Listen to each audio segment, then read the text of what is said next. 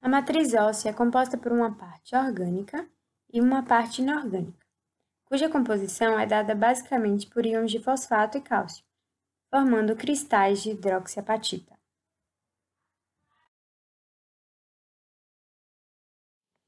A epífise é a extremidade de um osso longo.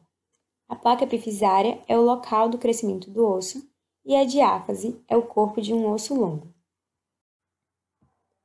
É possível distinguir 3 tipos de células especializadas no osso: o osteoblasto, os osteócitos e os osteoclastos. Os osteoblastos são células volumosas, com um núcleo de grandes dimensões, apresentando na sua constituição finos prolongamentos. A sua missão consiste em produzir a substância osteoide, ou seja, a matriz ou a substância na qual os minerais vão sendo depositados. À medida que secreta a matriz óssea, os osteoblastos ficam confinados no interior de lacunas, das quais partem canais com suas projeções citoplasmáticas. Quando as células se tornam maduras, seus prolongamentos se retraem. Eles permanecem apenas no interior das lacunas, sendo denominados osteócitos.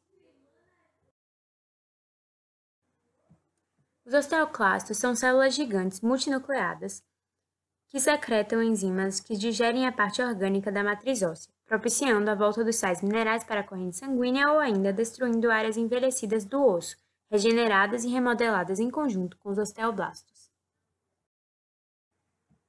Os ossos podem ser formados de 2 formas. A ossificação intramembranosa é feita a partir da diferenciação de células mesenquimais em osteoblastos, no interior de membranas conjuntivas. Os primeiros sinais da ossificação intramembranosa aparecem por volta da 8ª semana de gestação, e a partir dela são formados ossos do crânio, por exemplo, frontal, parietal, maxila, mandíbula e clavícula.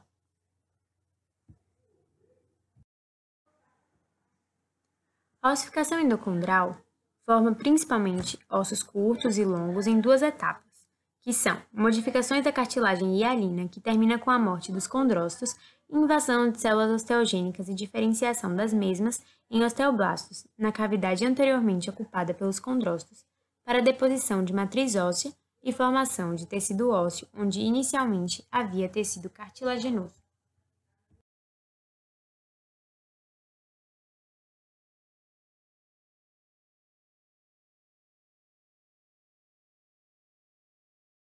Reabsorção óssea.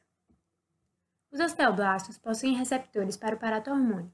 Quando tal hormônio se liga a esses receptores, ele estimula os osteoblastos a secretarem o ligante da osteoprotegerina, OPGL, um fator que induz a diferenciação dos pré-osteoclastos em osteoclastos, e isso aumenta a expressão do RANKL. Os osteoblastos secretam 3 moléculas de sinalização que regulam a diferenciação dos osteoclastos. A primeira delas, o fator estimulante de colônia de macrófagos, que se liga a um receptor no macrófago, induzindo-o a se tornar um precursor de osteoclasto em proliferação. E isso induz a expressão do receptor para ativação do fator nuclear kappa-B, o RANK.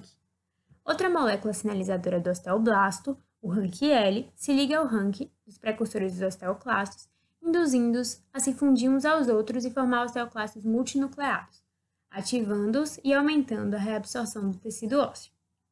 A terceira molécula de sinalização, a osteoprotegerina, OPG, pode servir como uma isca, por sua interação com o RANKL, impedindo dessa maneira que ele forme uma ligação com o macrófago via RANK e, consequentemente, inibindo a formação dos osteoclastos.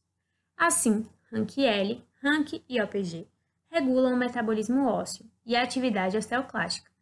No tecido ósseo, a OPG não somente inibe a diferenciação das células precursoras em osteoclastos, mas também suprime a capacidade de reabsorção da matriz óssea pelos osteoclastos.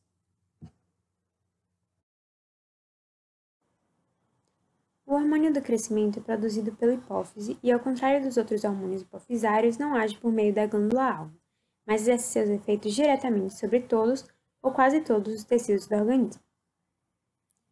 Seu efeito no crescimento dos ossos são aumento da deposição de proteínas pelas células osteogênicas e condrocíticas que causam o crescimento ósseo, aumento da reprodução dessas células e efeito específico de conversão de condrócitos em células osteogênicas, causando assim a deposição de osso novo.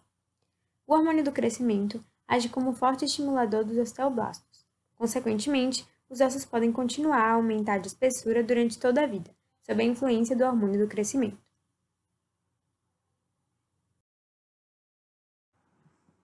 Os hormônios estrogênio nas mulheres e a testosterona nos homens são muito importantes no processo de calcificação do osso para o fortalecimento do esqueleto, para tornar o corpo apto para vários movimentos no dia a dia.